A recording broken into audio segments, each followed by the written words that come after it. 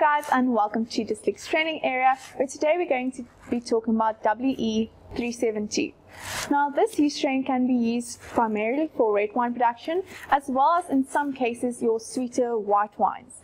Now, this is also very ideal for a variety of fruit wines. So if you want to just buy one yeast strain, then you can buy this yeast strain and use it for a wide variety of other fruits. Now, its aromatic contribution is typically your red berry aromas, but it also produces a lot of floral aromas.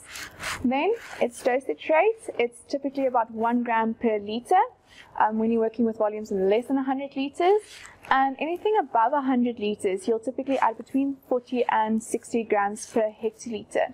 Now, the reason for the slightly lower dosage rate is because you'll typically apply yeast rehydration, but I'm not going to be talking about yeast rehydration in this video. Please go have a look on our website under articles, under fermentation. You'll find an article called yeast rehydration or direct addition. Alternatively, if you want to learn even more about yeast, then you can have a look at our Y1 Yeast and Fermentation Foundation course. Now let's quickly look at its specifications. So its minimum temperature is about 18 degrees Celsius and its maximum temperature is about 28 degrees Celsius.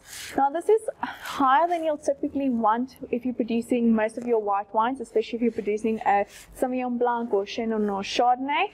So this is really not ideal for those type of wines. But like I said, if you want to produce a sweeter white wine, then you're more than welcome to use this strain, and you can also ferment quite faster than some of your other strains.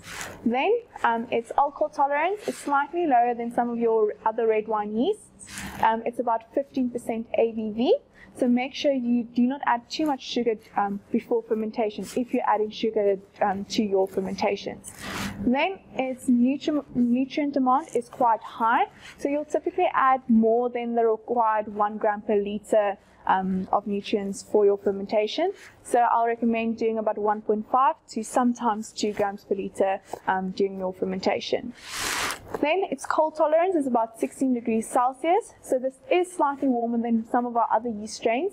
So this means it's not ideal for winter fermentations, or if you are doing fermentations during winter, make sure you've got some heat source that you can just wrap a blanket around your fermentation container or add a fish tank heater to make sure you do not have a stuck fermentation. Okay guys, so that was our WE372 yeast strain.